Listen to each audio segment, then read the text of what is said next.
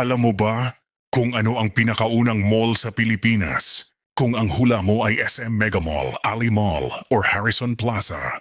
Nako, nagkakamali ka. Saan ka nga ba pumupunta kapag broken-hearted ka? Gustong magpalamig o maggala kasama ang barkada?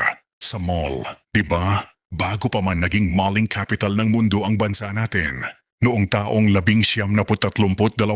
1932, ipinatayo sa Escolta, Maynila ang tinatawag na Crystal Arcade. Ito ang itinuturing na kauna-unahang modernong commercial building sa Pilipinas na may katangian ng isang totoong mall. At hindi ito basta gusali dahil puro ito salamin. May naglalakihang chandeliers. At ang pinakamalupit sa lahat, ito ang kauna-unahang gusali sa bansa na may centralized air conditioning. Napakadyarang bagay noon, dito nagtitipon ang mga alta sosyedad ng Maynila para magkape, mamili ng mga imported na gamit at magsosyal. Kaya lang, tulad ng maraming magagandang bagay, binura ng World War II ang ganda ng Crystal Arcade nang tuluyan itong masira sa Battle of Manila. Pero doon ba natapos ang kultura ng malling natin? Siyempre hindi.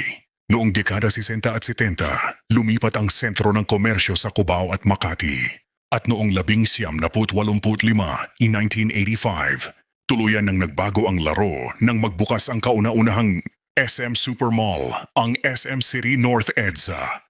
Mula sa marangyang salamin ng Crystal Arcade hanggang sa naglalakihang mga mall na pinupuntahan natin ngayon, may isang bagay na hindi nagbago. Ang mall sa Pilipinas ay hindi lang naman lugar para gumastos o mamili. Ito ang naging extension ng ating mga tahanan. Dito tayo nagpapakasal, nagdiriwang ng graduation, nagpapadpad kapag walang kuryente sa bahay, at gumagawa ng mga alaala kasama ang mga mahal natin sa buhay. Kaya sa susunod na mag-aircon hunting ka sa mall, tandaan mo, hindi ka lang basta naglalakad, bahagi ka ng halos isang siglong tradisyon ng kulturang Pilipino. Ano ang paboritong mall memory mo? I-comment mo na yan, at kung gusto mo pa ng mga ganitong kwento, follow mo lang ang page para sa mas marami pang history at kaalaman ng mundo.